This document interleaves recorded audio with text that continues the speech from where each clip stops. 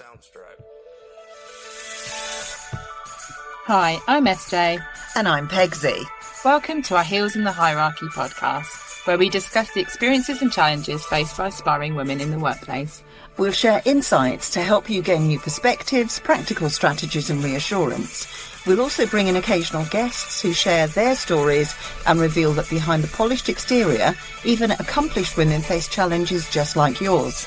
We hope you'll laugh, learn and enjoy different perspectives around women in work and leadership. So step inside an episode of Heels in the Hierarchy, empowering women without stepping on toes. So what are we talking about today? Vulnerability of feedback and the effective strategies to giving and receiving feedback. Perfect. So why are we talking about that today? Why is it an important topic for us to discuss? For me, it's something that's such a valuable tool in the work that I do as a supervisor, but also being able to think about our careers and the way that in the working life, there is always feedback and the potential misconception, the thinking around criticism and feedback. Misconceptions, there you go. And so it's a really good point, especially because we come from different perspectives of what is feedback, what it isn't, what's supervision, what's coaching, and just thinking about how important it is, whichever end of the spectrum you're from, when you have really good and effective supervision, but also feedback to be able to grow and learn. So for me, it's really important because it actually improves your clinical thinking. It helps you to feel that you're growing and you're learning and development and your growth as a professional. But also it helps you to understand and reflect on the process about what you're working towards. And that's the development that sometimes can be caught up with the criticism rather than actually as a feedback and exploring your own perspectives. One of the things I struggle with from a training perspective is that when feedback is taught to managers, it's taught very much as this is how you give feedback. This is the process. This is the structure. And even though skills come out of that learning that are implemented, managers will grow their confidence in giving feedback and as staff in receiving feedback. Actually, it's a human exchange, and therefore it's very messy because human emotions are an intrinsic part of that. They're touched on to some degree in a training course, but there's not enough about the emotional interaction. That self-awareness that actually it's not a process-driven tick box that you've got to do, but actually is around the human experience of people being with each other in that space to learn and grow about what they're doing. Yeah, you're totally right. I think what my experience has been outside of the supervision space for my clinical skills or providing supervision has been very much managerial. And I think there's that difference between managerial feedback and in my work, supervision, that's clinical work. So managerial experiences has been about your project, the work you're working on, and making sure that you're working with someone on ensuring that tasks are completed. And that's more around target driven and outcomes. And also it's about the relationship you have with that person, isn't it? So if you've got sometimes a manager that has been a manager through experience, but not maybe what we've talked about before, having any people skills, that sometimes can infect the feedback because you don't feel safe enough to give any feedback and you're just sitting there being told what you're doing, what you're not doing, and then have targets for the next one, isn't it? And that's completely different to what we're talking about around our own experiences and the way that different perspectives can be around how to really work in that space with somebody. And the topics that the sorts of things that we're covering in the podcast, we're talking about why there are positives in giving and receiving feedback, difference between criticism and feedback. We're discussing our different perspectives in terms of our own professional background. So what's the difference and potentially the similarities between feedback in a supervision context and a coaching context? Some of the challenges and opportunities around giving and receiving feedback, including the power dynamics. And hopefully by the end, you'll have had some ideas, some insights, but some real strategies that you can take away with you, either as a recipient of feedback or as a giver of feedback. And when you were talking earlier, SJ, one of the things that I was reminded of, I think it's the Maya Angelou quote, where she said, people don't often remember what you say, but they do remember how you make them feel. And I think that's at the heart of what we're talking about today, because there's plenty of information out there on the process of feedback, whether that's in a clinical supervision context or in a coaching context, but actually the feeling of it. And that's what we really wanted to talk about. There's much less on it. So what would you say are there any positives to feedback? Because often it gets a bit of a bad press, doesn't it? Yeah, I suppose if you're thinking about it from a work perspective, when you think about feedback and managerial feedback, right, you're thinking about your IPRs or you're thinking about your line managers one-to-one. It's very much around, these were your targets of the year. How do you feel you performed? And it's about performance. And you're talking about that. And you don't lose the value. It's very much about what you need to improve on, what you need to think about. And the feedback is very much one way. So you get to then have to evidence what you've been doing in order to achieve those goals.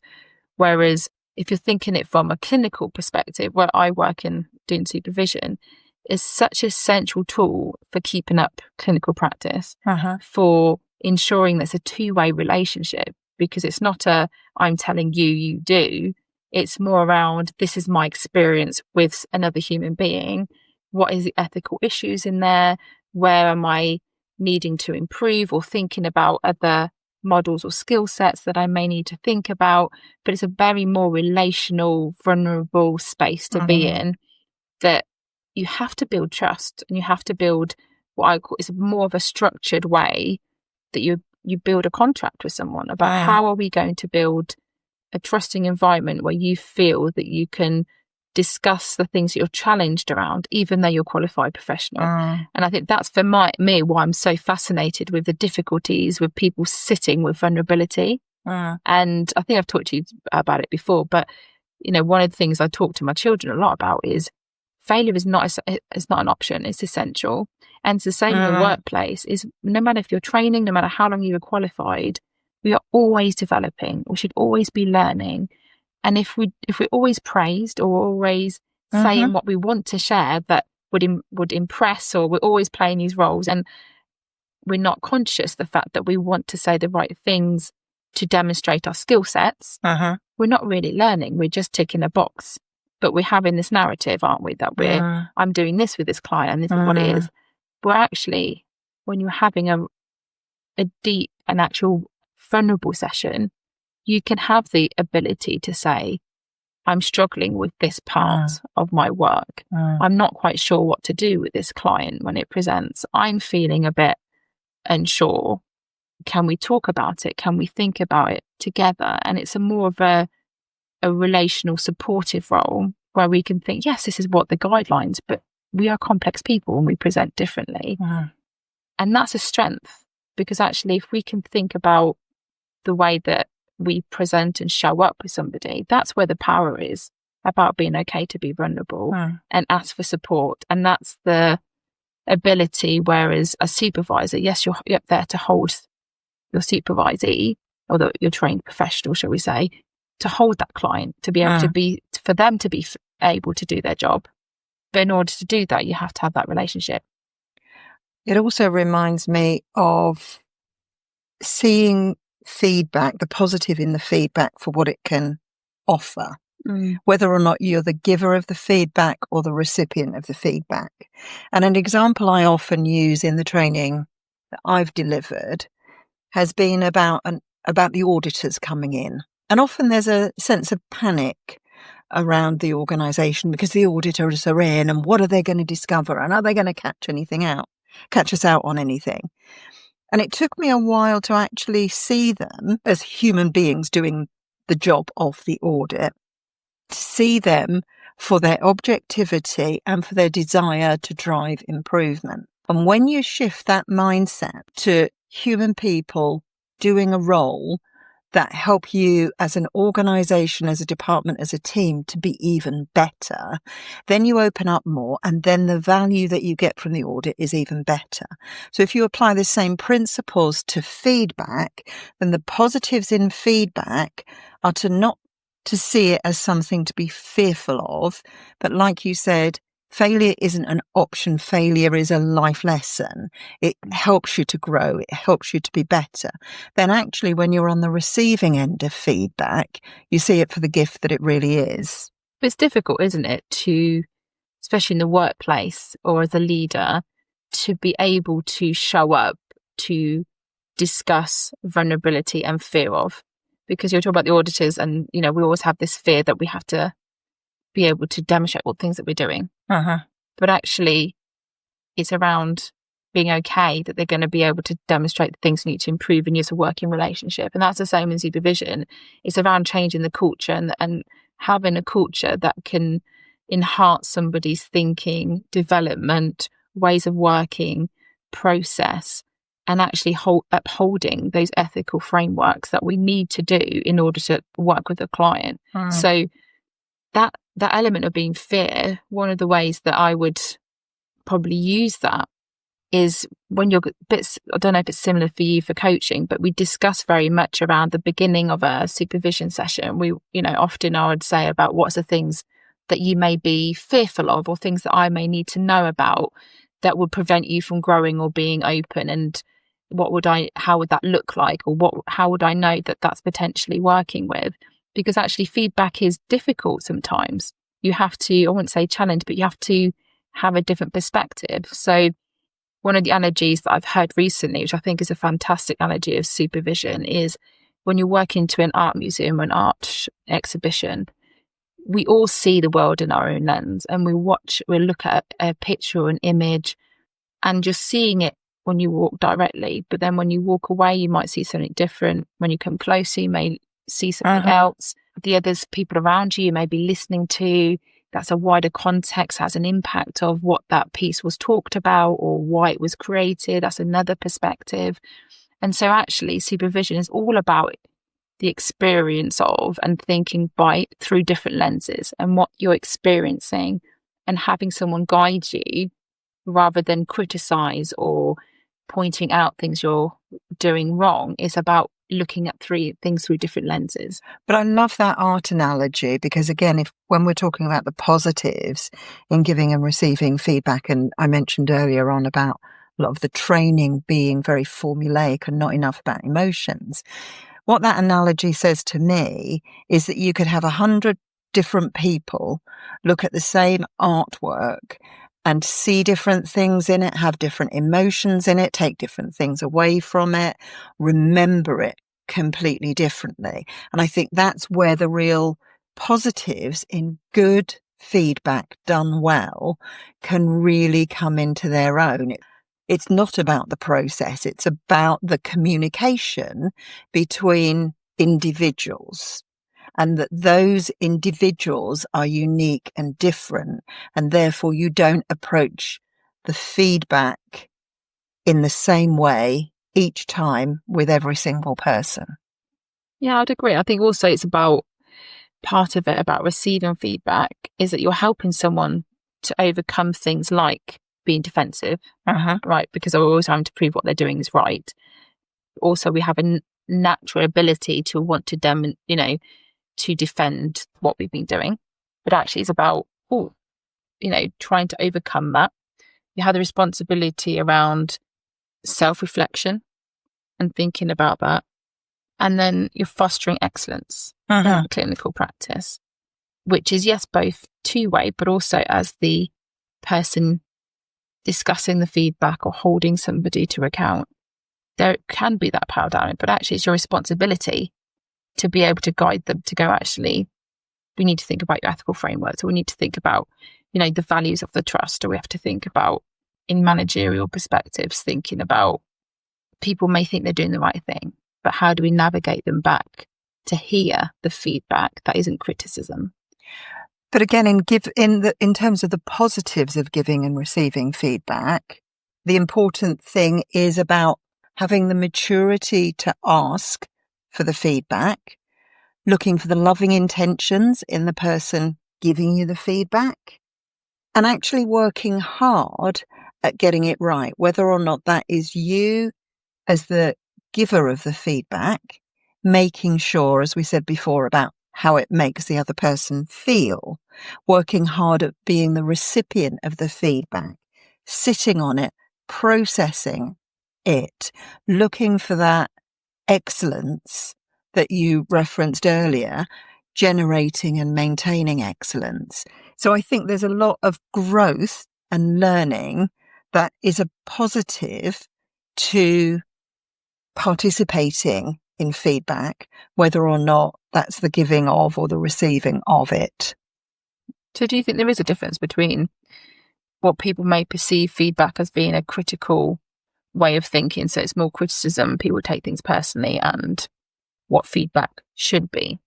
So in your perspective, when you're coaching someone, how do you see the difference between, not I want to say positive feedback, because I think feedback can be both constructive and there's different ways of thinking about it. What would you say? Well, I think both criticism and feedback, they are a form of communication, and they should be about a behaviour or a performance. Generally, feedback should be constructive, and generally criticism is negative, unless we then prefix it with constructive criticism, which I think is a bit of a cop-out, actually, because it's still criticism. But if I prefix it with constructive, you're going to have to take it on board. I think good feedback is about being a path for improvement. But I think regardless of whether it's criticism or feedback, both can be delivered well or delivered badly. And it goes back to the context. It goes back to what we said earlier on about that, lovely analogy that you came up with about looking at art and the individuality of it. Because if I gave the same feedback to an individual 5 days running, their circumstances would be different. Their experiences of that day would be different. If I gave the same feedback to 5 different people on the same day, it's all about the context. For me, the context is everything. The loving intentions are everything. So what do you mean by that? What do you mean by loving intentions? Sometimes giving a message through feedback can be hard. It can be hard to deliver, and it can be hard to receive. And regardless of how well it's done, it is very subjective. And it's very emotion laden. But if we, as the recipient particularly, consider the loving intention of the person giving the feedback, what were they really trying to say, then that can help compensate in either the message not having been delivered as effectively as it could have been, or walking out and feeling somewhat bruised by receiving the feedback. And often one of the reasons that we're bruised by it is that it's touched a nerve. So then if I was to look for your loving intentions in the feedback that you've given me, even though it's touched a nerve, I can park it for a while, reflect on it, and go back and say to myself, I wonder what were the loving intentions behind what SJ just said to me. How does SJ want me to grow and improve? That's that brilliant description of what you talk about, is that massive, massive difference between feedback and what you call feed forward. Do you want to explain what that's about? Because I just think that's so brilliant. Because it's interesting, isn't it? We're just discussing about feedback, vulnerability, because feedback is around looking back and looking at what you have your process, your thinking, what you have been achieving. But actually the feed forward loop is around, okay, so we've been talking about what has been happening and your process, but actually what are you going to be able to think about moving forward? What's the elements of things that you would like to, that you've learned from that? And so it's a more of a loop. I'm processing the feedback from what you've been discussing, but also we're looking forward and feeding forward about what you've learnt in the same space. Whereas I think sometimes people, you're giving feedback, but actually opportunity here is, I'm hearing that, I've processed it with you, I'm observing that, and now this is what I'm taking away. So one of the things that I often do as part of my contract in supervision particularly is we review supervision every quarter or every couple of sessions to think about whether it's effective. But at the end of every session, part of the process of closing the session is what's been helpful, what has been difficult to kind of think about, and actually what are you taking away? And that's part of the feed forward, because you're taking something away of you that you've processed from looking back at the work that you've done. And in an HR and training context, we would say that feedback probably serves the fixed mindset, whereas feed forward creates a growth mindset of future possibility, whereas fixed mindset, it's never going to change. So again, there's quite a lot of overlaps between the two.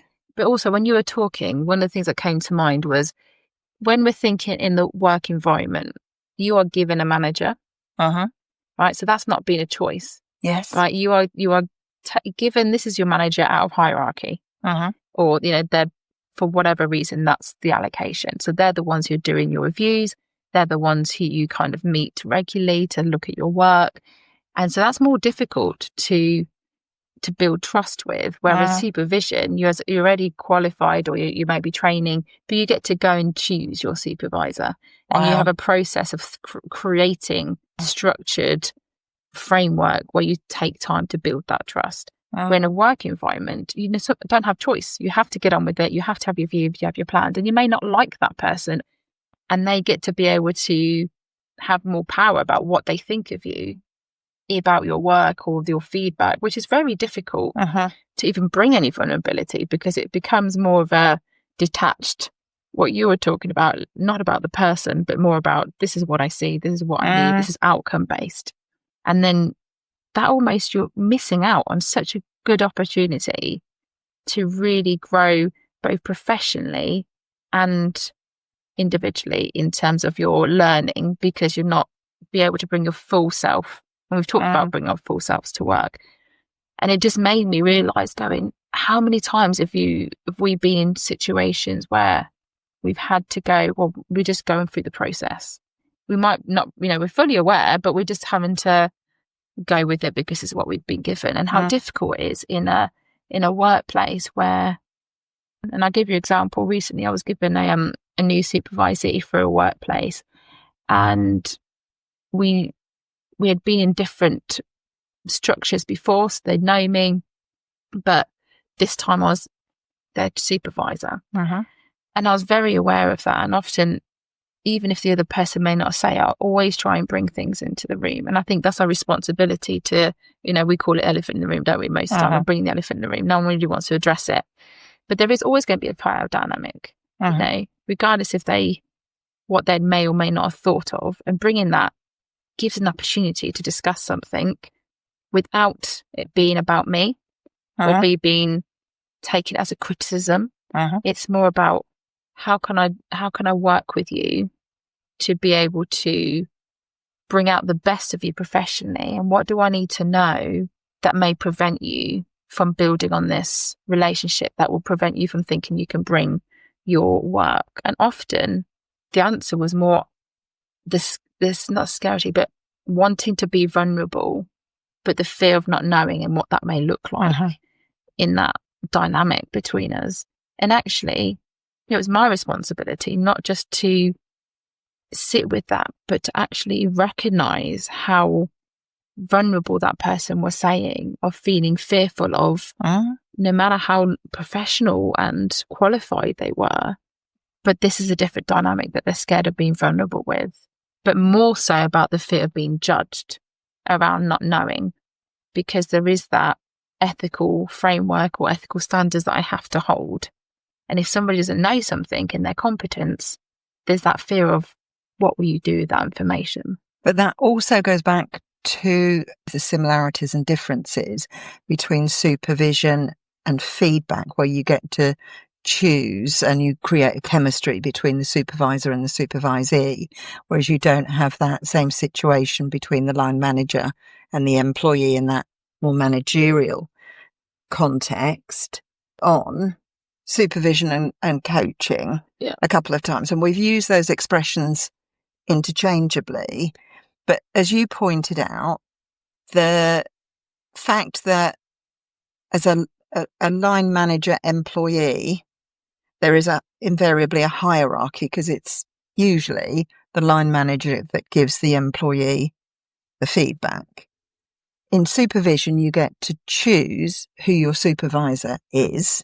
And I guess as a supervisor, you can choose not to work with a supervisee. But how would you describe supervision? And then I can go on and describe coaching, maybe. So for me, it would be about, if you think about, it's a regular occurrence of a structured framework. So It's not just the two people having a conversation. It's a regular booked in appointment that you would have more of a structured professional relationship. So whether it's a therapist or a social worker or a clinician, what we call them as a supervisee, and between a qualified trained supervisor. And it actually enhances quality care. It promotes professional growth, but it involves around guidance. It involves feedback, but the space to explore your patients or your clients. You present a case and discuss presentation and process and interventions, but also you discuss around the legal and ethical frameworks and what may be coming up for somebody, and that's the relationship between the client and the supervisee. Thinking around, how do we be vulnerable about our reactions within that space and what was coming up for that person, what also may be coming up for that client, so that in that what is not being said, and what that also sometimes the blockers to keep working with. The responsibility about improving clinical skills, critical thinking, knowledge and competence. So my role is to keep that, is almost like the guide rather than I don't know the words, but a guide to kind of think, how do I support someone to look at things with different perspectives, through different lenses? How would you work with that differently? What could you have done that differently? What does your guidance talk about in that? What's coming up for you? And actually sometimes it's in the not knowing and you discussing it that it's suddenly an aha moment. Oh, that represents so and so for me. And actually then you can discuss it. And that's the vulnerability of sometimes, because you're qualified, you feel you have to have the knowledge, you've got to rescue, or you've got to be, they're quite damaging. You just need to be present. But that seems to me that supervision is about helping the supervisee to grow through your curiosity as a supervisor. So you're asking lots of questions, you're probing, but rather than give them your answers, you're helping them to learn through reflection in the session, sometimes processing it over a period of time later, I guess. But also you're not saying, oh, no, you should have done it this way. You're asking lots of questions and getting the individual to reflect. But I think it's also about, you're enabling someone, especially in the professional, you've got to think about it. But my role is not just about the ethical frameworks and their guidelines, but it's actually about holding the therapist to hold the client to be able to do the work. Right. And if they're not supported to be able to explore their feelings and processes, as well as the presentation of a client and the complexities of being human, then there's no growth for either the client or the therapist. So less around the probing, but more around the, you did talk about curiosity. Yeah. But you're utilizing different theories to help them see through different lenses. Whereas I think in a different relationship where you haven't got trust, that's potentially where the person then becomes defensive, because you haven't built trust enough to feel that I can tell you that I may not like this client. And if I say that, it makes me a bad therapist. Or this is something that's like in my body, I feel really like uncomfortable working with. And if they can't say that, they could be actually quite damaging in that things. And it's my responsibility. And that's why it's important to ensure that when you're going, especially for clinical supervision, it's for a trained, qualified supervisor to understand all those kind of theories around it and the knowledge and the psychological skills you needed.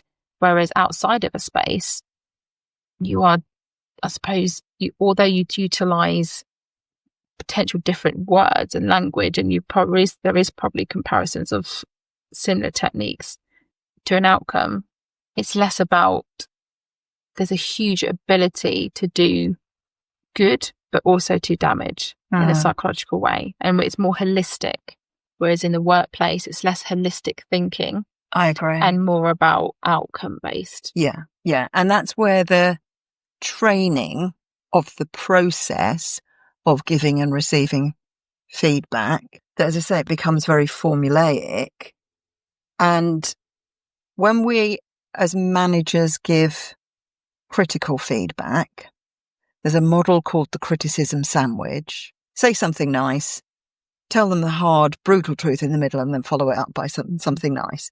Now, if I use an extreme example, which isn't about feedback at all, but if I say, your hair looks nice, bloody awful dress you've got on today, but well done for that lovely piece of work you did earlier on. Do you know what I mean? Once you start using it in a formulaic way, as soon as you are in that feedback situation with somebody and you say something nice, their heckles go up because they're expecting something nasty, especially if you always follow it with something positive afterwards. I think it is included in the training, but only very briefly, in using the GROW model. So goal, reality, options, and will.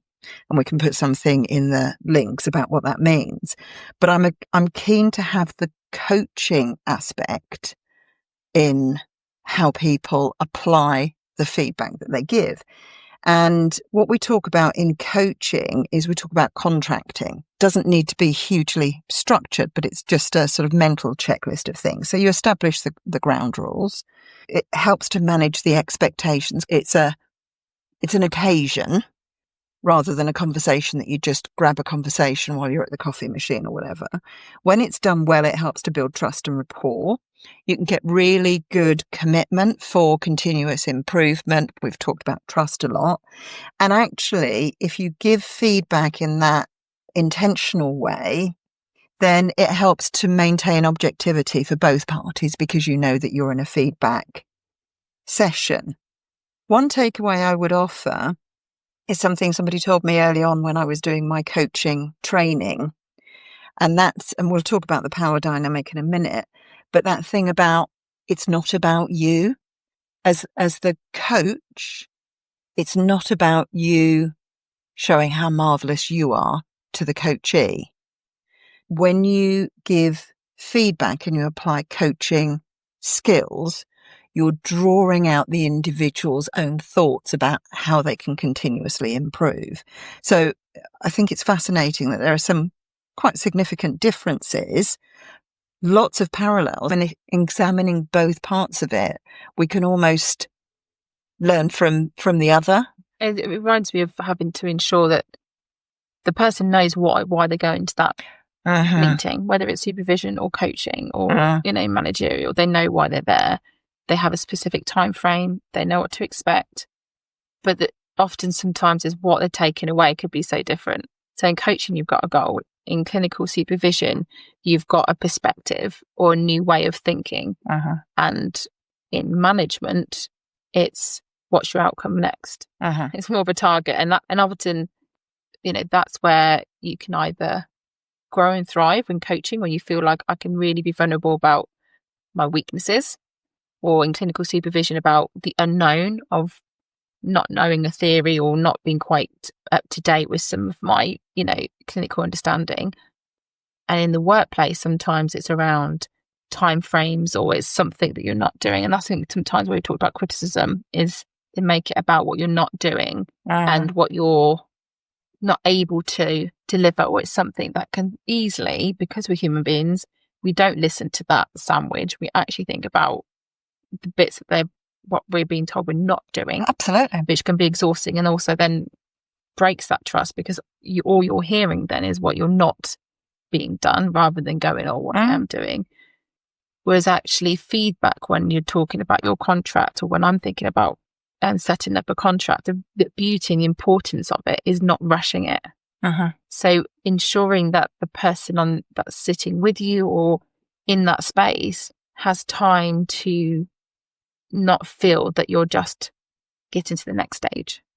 Because you can't get onto anything unless there is some kind of understanding between the both of you around, I want you to give permission to have an opportunity to also give your perspective and feedback. And again, for us as coaches or supervisors, it's not about us and us taking it personally, but it's about learning what the other person needs. So learning their learning styles, asking the right questions to what might trigger them or things that may make them feel uncomfortable. What would that look like? How do you know that would be working? When we do our review sessions, what's working well, what's not so working well, and how would you like to work on you, I suppose, for coaching on a specific goal, or how can I ensure that you're getting the best out of supervision? It's not about us, like you say, it's more about ensuring that they have an opportunity to feedback and they have an opportunity to discuss. And actually, it's about us mirroring that standard we want them to see, isn't it? Good feedback is about giving feedback in the way that you would want to receive feedback. Some managers struggle to give feedback because they like to be liked. And it's a good character trait to have, to value what people think about you. But if you're not being honest with an individual because you're not giving them feedback at all, or often enough, or soon enough, or in a way that when they leave the room, they know how they can grow and be a better individual, you can be as liked as you want, but you're never going to have the same, you're never going to offer the same benefit to your team as you would offer by being honest with them. Still tell me the tough stuff, but tell it to me with compassion, because I receive things better compassionately. Do you find that something that's quite difficult, though, in the workplace that isn't around a therapeutic, holistic way? Because obviously it's therapists as well. That's how we're trained. That's how we all have to have supervision. We all have to have therapy. We all have to keep working at being self-aware of what being human is about and how so many things impact the way we think, the feel, our responses. So in training courses, like you were talking earlier, you're being told, this is how you deliver feedback. This is what it is. And sometimes that human element of being aware of your relationship or how your perception of that person can impact the way you deliver it. So you can go and tick box and, yes, I know this formula. I know how to do that.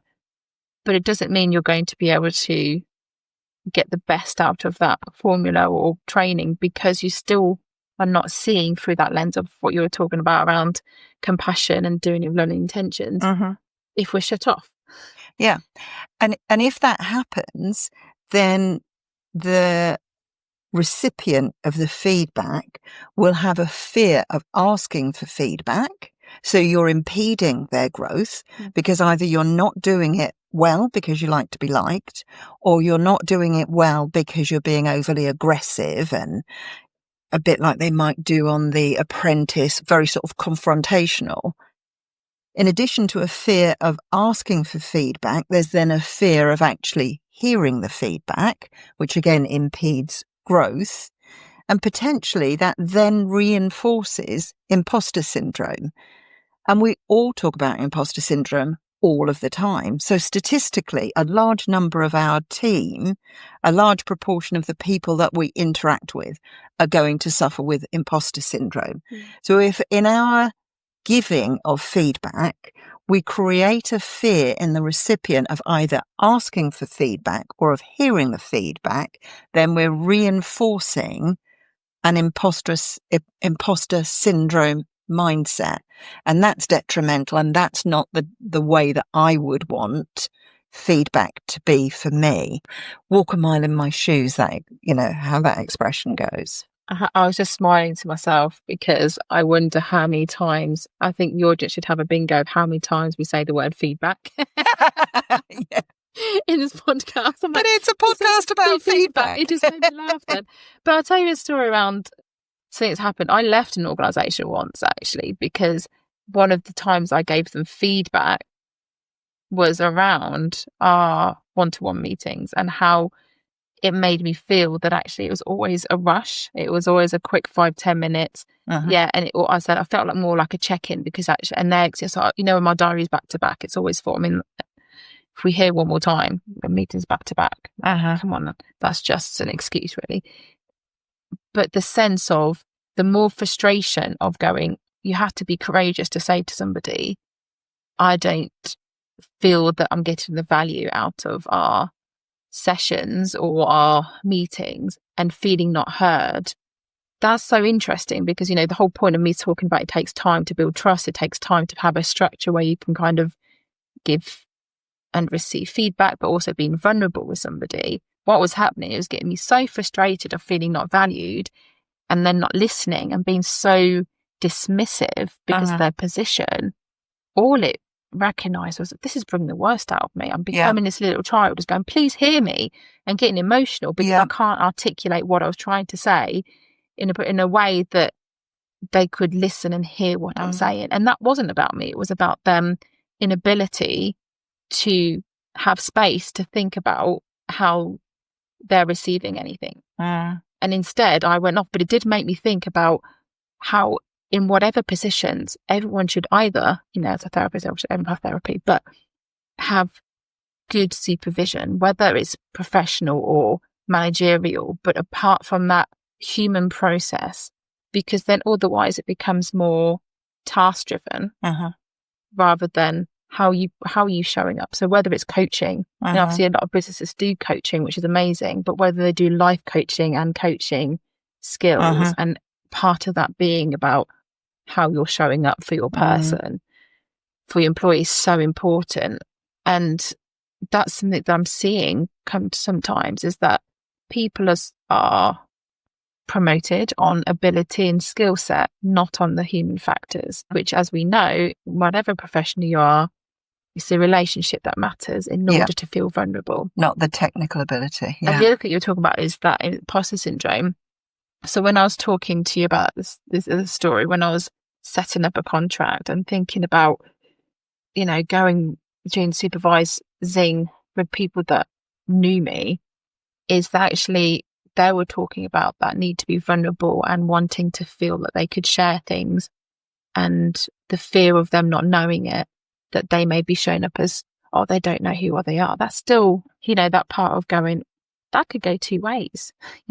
Whatever position, I could still be feeling that actually, oh, I've got imposter syndrome. They're thinking, well, who are you to supervise, even with my experience? Yeah. I still walk into spaces and I admire so many people. And I think, oh my word, we've talked about us doing this podcast, for example, and so many people had different voices, but we're still doing it anyway. And I'm not sure when you stop growing out of that. You're just aware of it sometimes. But there's always going to be some kind of power dynamic in any situation, whether it's managerial employee, whether you're comfortable with a supervisee and supervisor. But that's what you need to bring in the room, is how do we navigate that? When is it that if I want you to give permission to be able to challenge or think and inform me when you feel that either you're uncomfortable or I've said something that may not be right, because sometimes we can say something, we've heard them, but it doesn't mean that's what they've said. When I visualize a power dynamic, I almost see it as a seesaw. From what I'm hearing about how supervision works and how a really good manager can help a managerial feedback situation work better, is to build trust over time with the individual and create the balance where the seesaw is level. And so we talk about challenging people, and if you are able to create balance as the recipient of the feedback by giving feedback to the person that's giving feedback to you where you don't understand the context for it or the objective for it, I think that then takes the power away from the power dynamic, and it makes it more balanced and more equitable. I think that is really important. I think it's massive. It just reminds, because when we're thinking about the power dynamic and thinking about, I like that seesaw, I'm very visual, so I like that. But sometimes it's about, you can't always be equal. Uh-huh. And I think that's just as important. It's going, Yes. It's not saying we're working to have trust to be equal. What we're saying is, how do we build a relationship knowing that there will be a slight dynamic for me, because I have to hold you to account. I'm holding you to hold the client. That's a huge responsibility. Yeah. But how do we navigate that, knowing that anyway, but does not mean that I'm standing there, you should know this. It's about how do I support you to then think differently and work towards that, knowing there is a difference and bringing that in. I think sometimes naming things that feel scared to be named exactly builds that trust, because you think, oh, I'm glad you see the same thing. You understand that. I can see that you have an awareness, and it's all about being aware of it. I always say to people, I want you to give permission to challenge or think about things differently without the fear of that your vulnerability will get in the way. And I was reading this book around daring greatly. Probably a lot of people know about Brené Brown. Yeah. And it's an amazing quote. It's a little bit long, but I feel like it's really important. I know I'm ready to give feedback when I'm ready to sit next to you rather than across from you. I'm willing to put the problem in front of us rather than between us.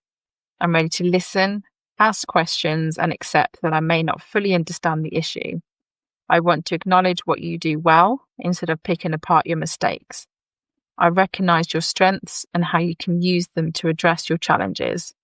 I can hold you accountable without shaming or blaming you. I'm willing to own my part. I can genuinely thank you for your efforts rather than criticize you for your failings. I can talk about how resolving these challenges will lead to your growth and opportunity. And I can model the vulnerabilities and openness that I expect to see from you.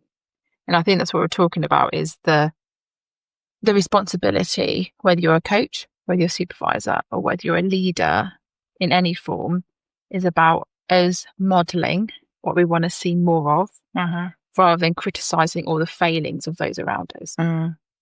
I think that's an absolutely amazing quote.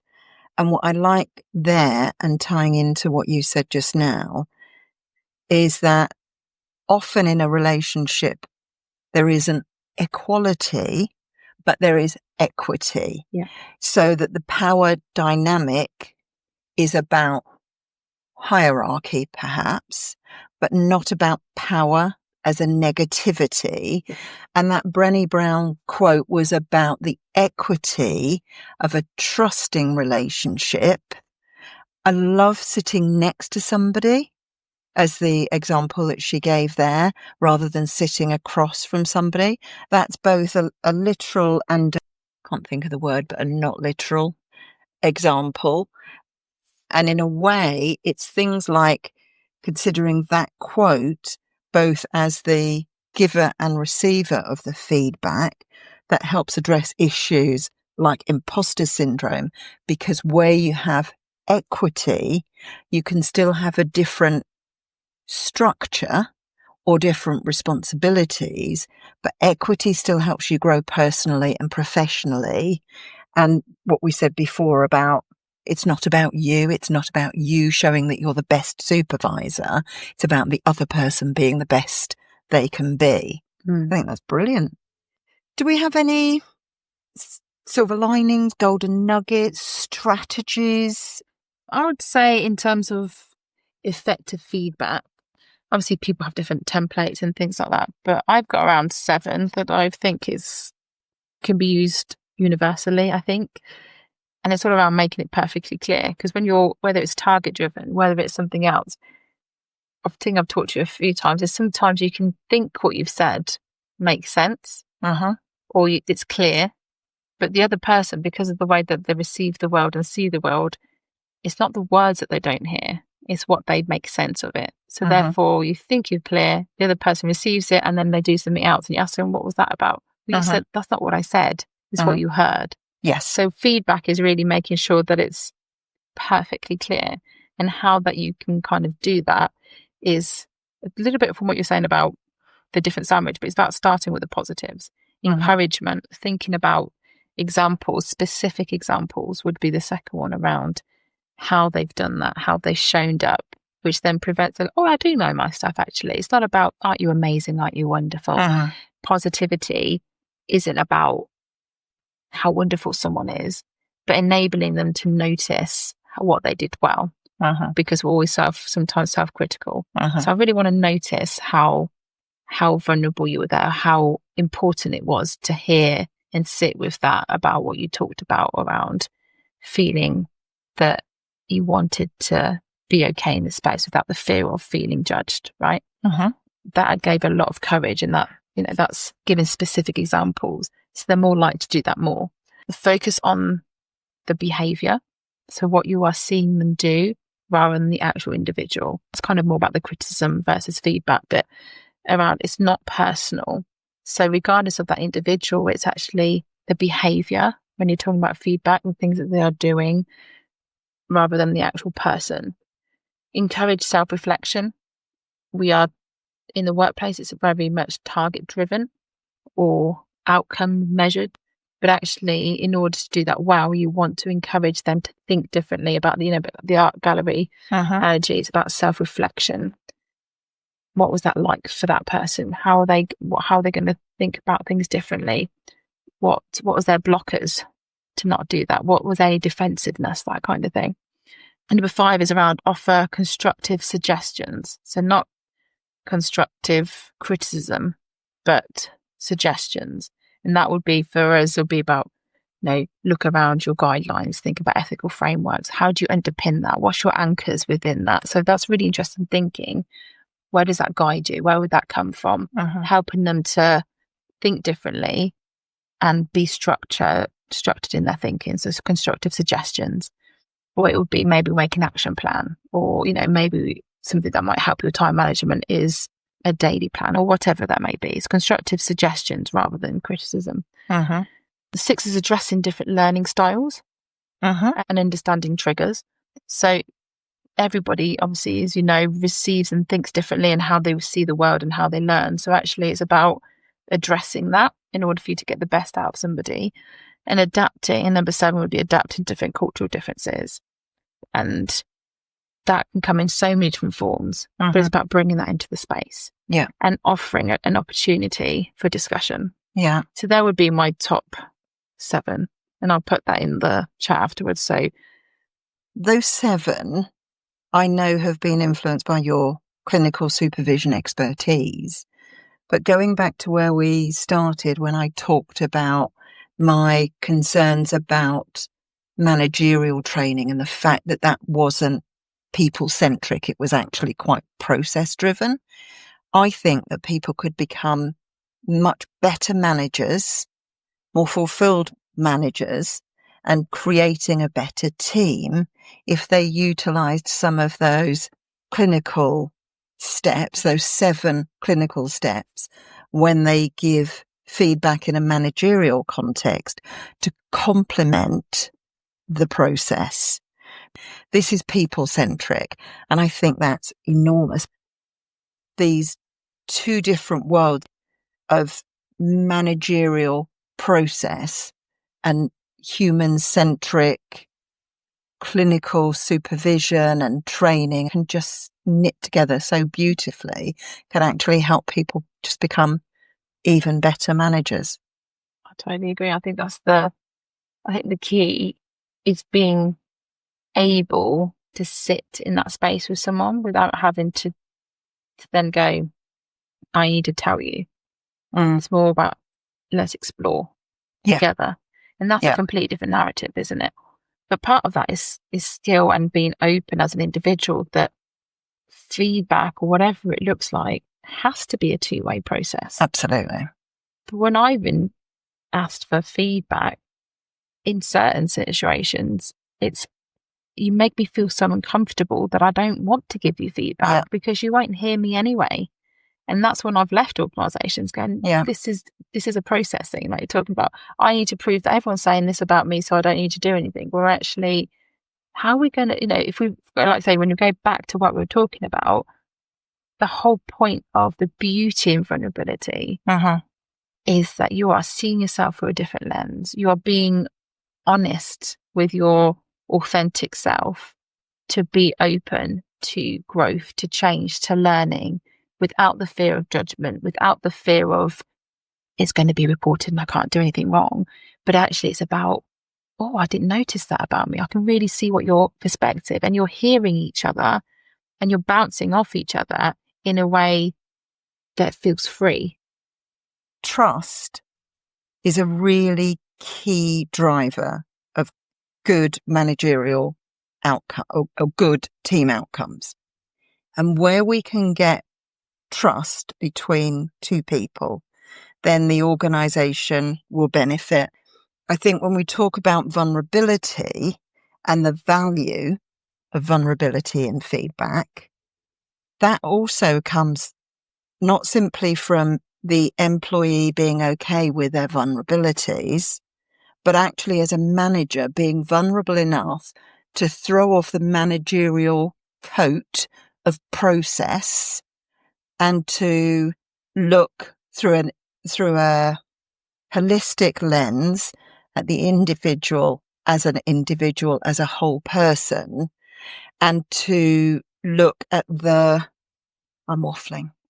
That's all right. When you're talking, I was like, we talked about strategies and we're talking about, and you were just reflecting on what I was saying. So I think that's the beauty sometimes, where you're thinking, when you're talking, I wonder what would change in the workplace if managerials, if leaders both learnt the formate way of doing feedback with adapting the ability to hold themselves to account and be vulnerable in the space and bring their human part outside of the title. Yeah. And I think that's what we were going towards. Yeah. But then we obviously got distracted with other things. But that's the beauty of it, isn't it? Is that you're discussing and thinking, what would the world be like? How much would we be more healthy as an organisations or as businesses, as people, if we were able to enhance our skill set and have those strategies? So I obviously talked about my 7 strategies, and my other golden nugget was just about making sure that the leaders that we are and who we're responsible for is that we are having conversations about giving them permission to be, and how, and asking them what would that look like, rather than what would they just need, because they can say, oh, it'd be great to discover this, but actually it's you giving them permission to also, let's review it, let's make time that we can reflect on X, Y, and Z. And I would like to hear your thoughts and processes about what works, what isn't working so well, and what do you need more of? Because that's still feedback to the other person without making them feel, well, you're not giving me what I want, and you're not doing this, you're not doing that, because it can be both ways. If we don't want someone to feel criticised and we want them to feel that they're able to get guidance, then we also need to encourage that to be what is feedback to be receiving too. So that'd be my kind of strategies and golden nuggets. Anything for you? Mine would be that as a people manager, your managerial capabilities are not something that initially starts as a piece of clothing that you put on, that you wear, that then becomes an overcoat and then becomes an armor, so that the human being becomes more and more hidden.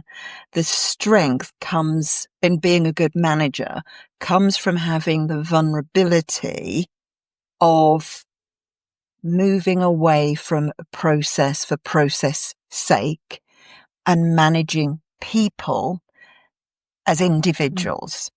Let me give you a great story to kind of end in terms of that then. So one of the places I worked with in the NHS organisation, just after COVID, we often do these things called Schwartz rounds where if people don't know what they are, it's a reflective space where people share stories and people just reflect on their stories. It's just a learning environment where people are doing it.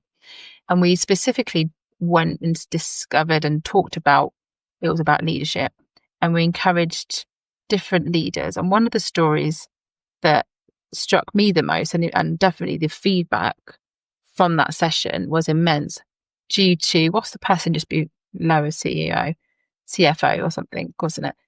And he shared his fears and his imposter syndrome of being in that position, and how in COVID he held this huge responsibility of being able to keep people safe in COVID, and how that impacted him and that impacted his viewpoint and how scared he was. And that whole conversation enabled people to see that human part. And remembering that as a part of going, if people could continue, no matter what position, but specifically when they're in senior positions, just gave a glimpse of the human emotional state of being. Because it's really hard to be a leader, regardless of what position. You are always having people's perspectives and opinions, and people are asking so much of you, and it's quite a lonely position to be in. So when someone's sharing, this is my experience, it's not criticizing other people, but saying, this is what it was like for me, this is what it feels like for me.